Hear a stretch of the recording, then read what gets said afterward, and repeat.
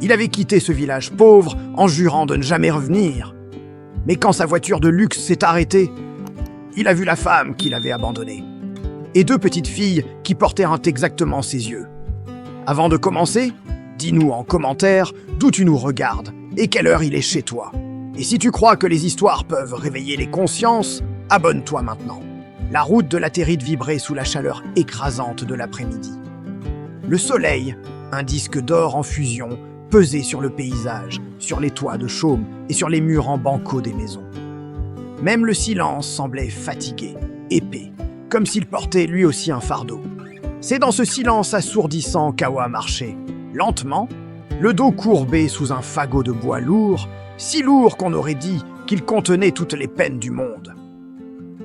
La corde usée qui le serrait lui sciait l'épaule.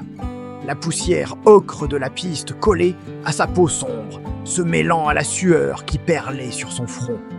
Derrière elle, deux ombres la suivaient en silence. Deux petites filles jumelles, pieds nus, sur la terre brûlante, avançaient sans un mot, sans une plainte. Leurs visages étaient trop graves pour leur âge, leurs yeux trop profonds. Elles étaient le miroir silencieux de la fatigue de leur mère. Elles marchaient, non comme des enfants, mais comme de vieilles âmes habituées à la dureté du chemin. Et puis, le bruit d'un moteur a déchiré cette torpeur. Un son étranger, presque violent dans ce décor figé. Un SUV noir d'un noir si brillant qu'il semblait absorber la lumière a surgi au détour de la piste, soulevant un nuage de poussière rouge. Il a ralenti, puis s'est arrêté net, à quelques mètres d'Awa et de ses filles. Le moteur s'est tu et le silence est revenu, mais différent. Un silence chargé d'attente, de tension. Le genre de silence qui précède l'orage.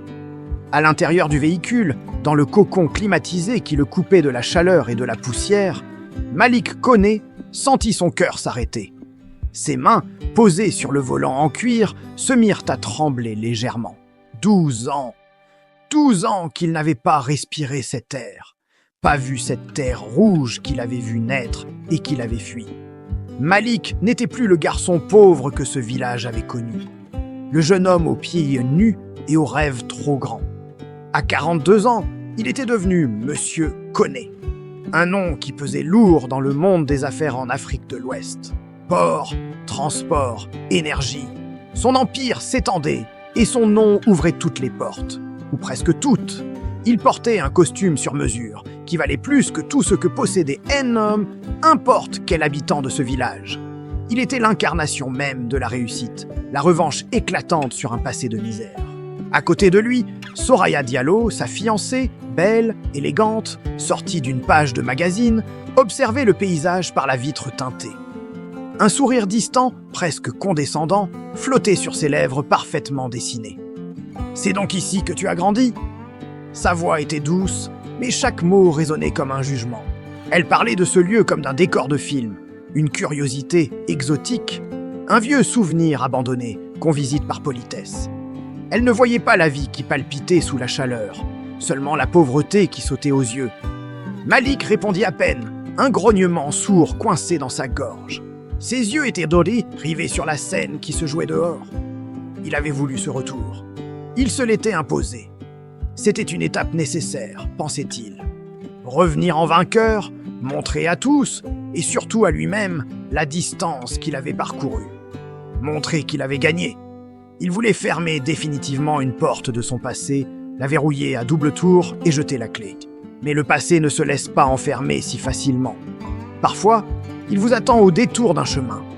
Et ce jour-là, son passé venait de se dresser devant lui, sous la forme d'une femme au dos courbé, chargée de bois, et accompagnée de deux enfants qui lui ressemblaient bien trop pour que ce soit une coïncidence. Quand Awa, intrigué par cette voiture improbable, leva la tête, leurs regards se croisèrent à travers le pare-brise. Et à cet instant précis, le temps s'est figé. Tout ce que Malik avait passé 12 ans à enterrer a étouffé sous les couches de son succès, de son argent, de sa nouvelle vie, tout a hurlé en lui. Le souvenir de sa voix, de son rire, l'odeur de sa peau, la promesse qu'il lui avait faite et qu'il avait brisée. Tout est remonté d'un coup, avec la violence d'un raz-de-marée. Le silence qui se creuse en suivi fut le plus bruyant qu'il ait jamais entendu de sa vie. C'est ici que s'arrête la première partie de cette histoire. Si vous voulez connaître la suite, abonnez-vous et activez la cloche pour ne pas manquer la partie 2. Merci d'avoir regardé Les années de silence d'Awa. Voilà comment on pourrait résumer sa vie depuis qu'il était parti. Chaque matin, bien avant que le premier chant du coq ne déchire l'aube, Awa était déjà debout. Ce n'était pas un choix, mais une pure nécessité. Sa petite maison en banco, qu'elle partageait avec ses 2 filles, était un havre de propreté au milieu de la précarité. Elle passait de longs moments à contempler Noura et Sana, ses jumelles, dormant paisiblement, leurs petits corps blottis l'un contre l'autre. Une image qui lui donnait la force de continuer. « Juste encore un peu », murmurait-elle pour elle-même, une prière silencieuse pour que ce moment de quiétude dure éternellement. Leur père, il n'était jamais un sujet de conversation. Non par haine, non par ressentiment, mais par un instinct de protection viscérale. Awa voulait préserver leur jeune cœur innocent de la douleur qu'elle-même avait connue. Pourtant, il fut un temps où Awa avait tant aimé. Un temps où elle avait cru en Malik, cru en lui avec une ferveur que personne d'autre ne possédait. Elle avait vendu ses bijoux, le peu de richesse qu'elle avait, pour financer ses ambitions. Elle avait enduré les moqueries du village, les regards condescendants, tout ça pour qu'il puisse poursuivre ses rêves. Elle était son pilier, son unique soutien dans un monde qui doutait de lui. Mais les rêves se sont transformés en cauchemars. Les rumeurs ont commencé à circuler, insidieuses comme un poison lent. Puis sont venus les mensonges, tordant la réalité, et enfin, la colère. Une colère qui a tout balayé sur son passage. Malik est parti. Il est parti sans même lui accorder le bénéfice du doute, sans écouter sa version de l'histoire. Il n'a pas jeté un seul regard en arrière, laissant derrière lui les ruines de leur amour. Peu de temps après son départ, Awa a découvert qu'elle était enceinte. La nouvelle, qui aurait dû être une source de joie immense, est devenue une nouvelle épreuve. Elle a pleuré seule, cachant ses larmes au monde. Elle a accouché seule, affrontant la douleur et la peur sans une main à tenir. Elle a survécu seule, élevant ses 2 filles avec une force qu'elle ne se connaissait pas. Ces années de solitude lui ont enseigné une leçon fondamentale. La dignité ne se mesure pas à ce que l'on possède, mais à la manière dont on reste debout quand on n'a plus rien. Et maintenant, des années plus tard, la voilà. Sur cette route poussiéreuse face à ce SUV imposant qui symbolisait tout ce qu'elle n'avait pas. La peur lui noua l'estomac. Pas pour elle, jamais pour elle, mais pour ses filles, ses trésors, qui se tenaient à ses côtés. La portière s'ouvrit et une femme en descendit. Soraya, élégante, fière, parée de bijoux étincelants. Le contraste entre les 2 femmes était brutal, presque violent. Soraya la toisa de haut en bas, un sourire méprisant aux lèvres. « C'est donc elle !» lança-t-elle, sa voix dégoulinant de dédain. Ses mots étaient comme des pierres jetées au visage d'Awa. Instinctivement, les jumelles se serrèrent contre leur mère, cherchant refuge dans le tissu usé de sa robe. Elles sentaient le con, la tension, l'hostilité dans l'air. C'est alors que la petite Sana, d'une voix à peine audible, murmura en regardant l'homme resté près de la voiture « Maman, qui est ce monsieur ?» À cet instant précis, Malik sentit ses jambes flageoler. Il avait l'impression que le sol se dérobait sous ses pieds. Son regard fut attiré par les 2 petites filles. Il les regarda vraiment pour la première fois. Il plongea son regard dans leurs yeux si sombres, si profonds, leur regard si sérieux pour leur jeune âge. Un regard qui semblait porter le poids des années de silence. Et là, dans l'innocence de leurs traits, il vit son propre reflet. Il n'y avait plus de place pour le doute. Il savait. Il a toujours su. Ses enfants n'étaient pas les siennes. Et le monde qu'il avait construit sur des mensonges commençait à s'effondrer. Le silence qui s'installa devint soudain lourd, presque palpable. Les villageois qui s'étaient rassemblés à une distance respectueuse observaient-on la scène, retenant leur souffle. Chaque regard était fixé sur Awa et cet homme revenu de la ville, Malik. Qu'allait-il faire? Qu'allait-il dire? Le temps semblait suspendu. Puis, une silhouette frêle se détacha de la foule. Une vieille femme, le dos courbé par les années, s'avança lentement. s'appuyant sur sa canne en bois noueux. C'était Tanti Binta, la mémoire vivante du village, celle dont les yeux avaient dit « a tout vu », dont les oreilles avaient tout entendu. Elle s'arrêta à quelques pas de Malik, son regard perçant le fixant sans ciller. Sa voix, bien que tremblante, résonna avec une clarté étonnante. « Alors Malik, tu es enfin revenu. » Ce n'était ni une question ni un reproche. C'était un simple constat, une vérité qui tombait comme une sentence. Les mots flottaient enroulés dans l'air, chargés de toutes les années d'absence. Soraya, sentant le contrôle de la situation lui échapper complètement, tenta une diversion. Son visage était une grimace de dégoût et d'impatience. Elle fit un pas en avant, sa voix stridente, brisant le calme tendu. « On ne va quand même pas rester planté ici pour assister à ce drame ridicule. Ce n'est pas notre problème. » Elle fit un geste dédaigneux en direction d'Awa et des jumelles, comme si elle chassait une mouche importune. Mais avant qu'elle ne puisse ajouter un mot, une petite voix ferme et claire s'éleva.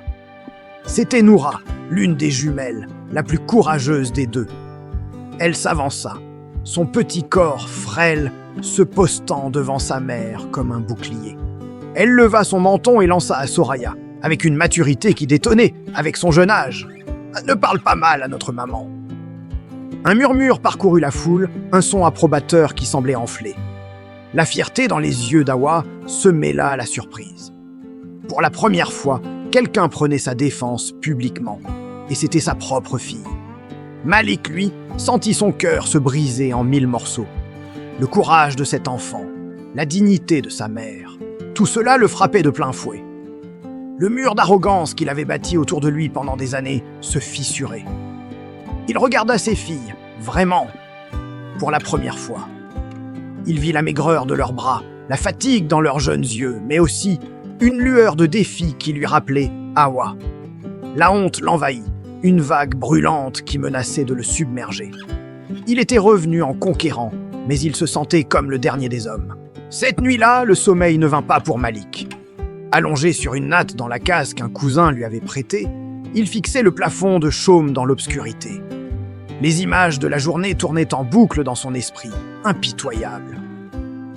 Le bois lourd sur le dos frêle d'Awa, une image qui le hantait, symbole de toutes les charges qu'elle avait portées seule. Les visages de ses filles, trop maigres, leurs regards à la fois accusateurs et curieux. Chaque détail était une accusation silencieuse. Il se revoyait descendant de sa voiture de luxe, méprisant ce monde qu'il avait fui et qu'il ne comprenait plus. Comment avait-il pu être aussi aveugle? Le mensonge de sa réussite scintillante à la ville lui semblait soudain terne et vide face à la réalité brute de la vie qu'il avait laissée derrière lui. Alors que l'aube n'était encore qu'une promesse lointaine, un ancien du village, un homme sage au visage buriné par le temps et le soleil, vint s'asseoir près de lui. Il ne dit rien pendant un long moment, laissant le silence faire son œuvre. Puis, d'une voix douce et grave, il lui raconta enfin la vérité. La vérité qu'Awa n'avait jamais voulu lui dire, par fierté ou par protection. Il apprit qu'Awa ne l'avait jamais trahi, pas une seule seconde. Il apprit qu'elle avait tenté de le prévenir, d'envoyer des messages par des voyageurs. Des messages qui n'étaient jamais arrivés ou qu'il n'avait jamais voulu entendre. Et puis, la dernière révélation, la plus terrible, celle qui le transperça comme une lance. Awa était déjà enceinte de leur fille quand il était parti. Il était parti en la laissant seule, avec le fruit de leur amour grandissant en elle, pour affronter le jugement du village et la dureté de la vie.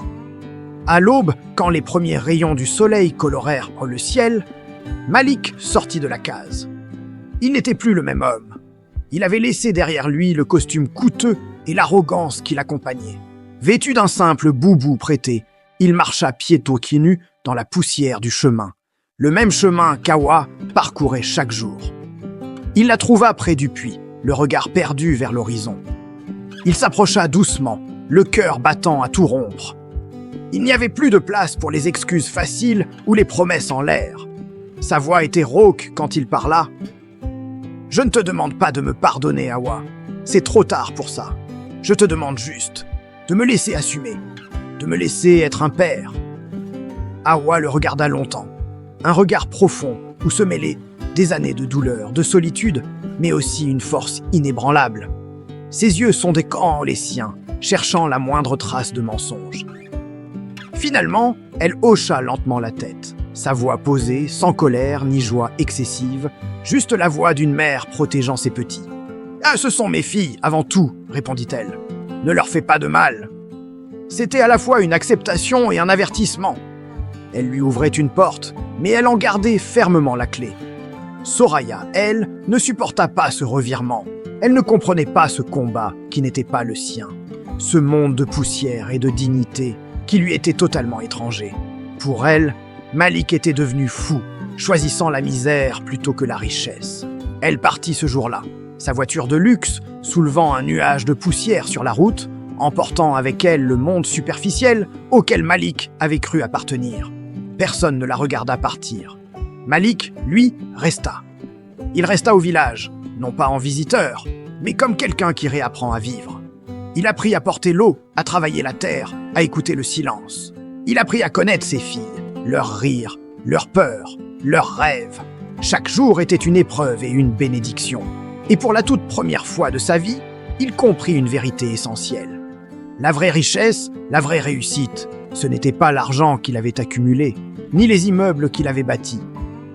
C'était ce lien fragile et précieux avec sa famille, ce qu'il avait failli perdre pour toujours. Et dans le regard de ses filles, il commençait à peine à entrevoir le chemin de la rédemption. Alors que le soleil se couchait doucement sur le village, sa lumière orangée caressait les murs en banco, les visages fatigués et les chemins de terre. C'était une fin de journée comme tant d'autres, mais pour Malik, elle marquait la fin d'une ère. Assis seul sous le vieux manguier, il ressentait un vide immense. Pour la première fois depuis si longtemps, l'aura de son argent ne lui servait plus de bouclier. Ici, dans ce village qu'il avait vu naître, il n'était plus le grand homme d'affaires, mais simplement un homme face à ses fautes. Personne ne le respectait pour sa fortune. Au contraire, son argent semblait creuser un fossé encore plus profond entre lui et les siens. Hawa sortit de la modeste maison, une calebasse d'eau fraîche à la main. Un peu plus loin, leurs filles jumelles, Noura et Safia, jouaient tranquillement, traçant des dessins éphémères dans la poussière avec un bâton. Elles étaient la raison de son retour, le rappel constant de ce qu'il avait abandonné. Ewa s'approcha de lui, son regard calme mais impénétrable. Elle posa la calebasse à ses pieds, un geste simple mais lourd de sens. « Tu peux rester !» dit-elle d'une voix qui ne trahissait aucune émotion. Elle fit une pause avant d'ajouter la phrase qui allait le hanter. « Mais tu ne peux pas réparer le passé. » Chaque mot le frappa plus fort qu'une insulte, plus durement qu'un reproche. C'était une vérité froide, inaltérable. « Alors à quoi sert que je sois là ?» demanda-t-il, sa voix se brisant sous le poids du désespoir. Il avait imaginé un retour différent, peut-être des larmes, des cris, mais pas ce calme dévastateur. Hawa le regarda droit dans les yeux, son regard ne flanchant pas. « À apprendre », répondit-elle simplement. « À comprendre que certaines blessures guérissent, mais ne disparaissent jamais. » Elle lui enseignait une leçon que toutes ces années dans le monde des affaires ne lui avaient jamais apprise. Il ne s'agissait pas de transaction, ni de réparation, mais d'acceptation.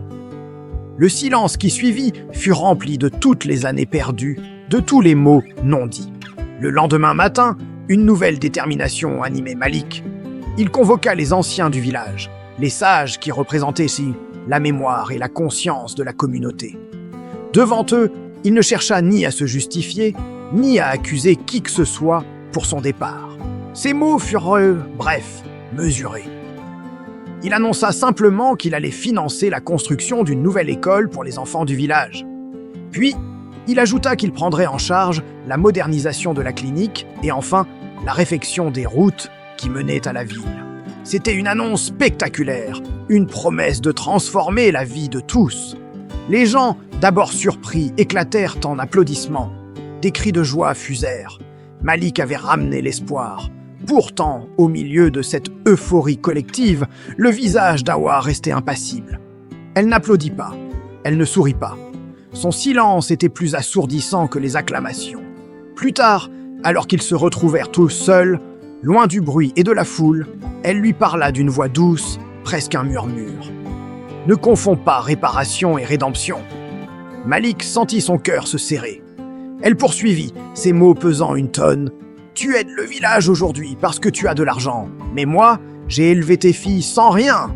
Cette simple phrase anéantit tout l'édifice qu'il essayait de construire.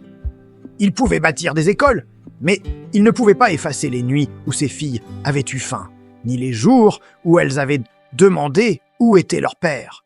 Malik baissa la tête, vaincu. Il comprit enfin la véritable nature de sa dette. C'était une dette non pas matérielle, mais émotionnelle. Une dette de temps et de présence que nul argent ne pourrait jamais rembourser. Il pouvait bâtir des murs, paver des routes, mais il ne pourrait jamais racheter les années d'absence, les nuits d'inquiétude, les larmes silencieuses d'Awa, les questions sans réponse dans les yeux de ses enfants.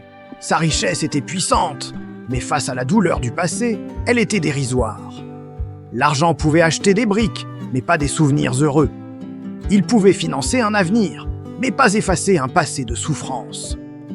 Le jour de son départ arriva. Avant de monter dans sa voiture, Malik fit une dernière chose. Il s'approcha de ses filles, Noura et Safia, qui le regardaient avec une curiosité distante. Il s'agenouilla devant elles, se mettant à leur hauteur, un geste d'humilité qu'il n'avait jamais fait. Les regardant dans les yeux, il leur dit avec une sincérité tremblante : « Je serai là, même si je ne suis jamais appelé papa. » C'était une promesse, non pas de tout réparer, mais d'être présent désormais. Noura, l'aînée des jumelles, le fixa longuement, son regard d'enfant portant une sagesse ancestrale. Puis, d'une petite voix douce, elle prononça des mots qui scellèrent son destin. On ne choisit pas son père, mais on choisit l'homme qu'on respecte. À cet instant, Malik sentit les larmes qu'il avait retenues depuis si longtemps couler sur ses joues. Ce n'étaient pas des larmes de tristesse, mais des larmes de compréhension. Il se releva et quitta le village sans fanfare, sans discours d'adieu, sans le sentiment d'une victoire. Il n'avait rien gagné, mais il avait tout compris. Sur la route qui l'éloignait, la vérité qu'il avait toujours fuie lui apparut enfin, claire comme le jour. L'argent peut ouvrir toutes les portes du monde, mais il ne peut pas réparer un cœur qu'on a laissé saigner trop longtemps. Et parfois, la plus grande des réussites, le plus grand des succès, c'est d'accepter avec humilité qu'on arrive trop tard. Ne méprise jamais ceux que tu laisses derrière toi en poursuivant le succès. Car le monde entier peut t'applaudir, tes exploits peuvent être célébrés par des milliers de personnes.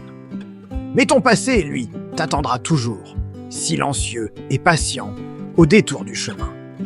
Merci d'avoir regardé. Si cette histoire vous a touché, abonnez-vous pour ne pas manquer les prochaines.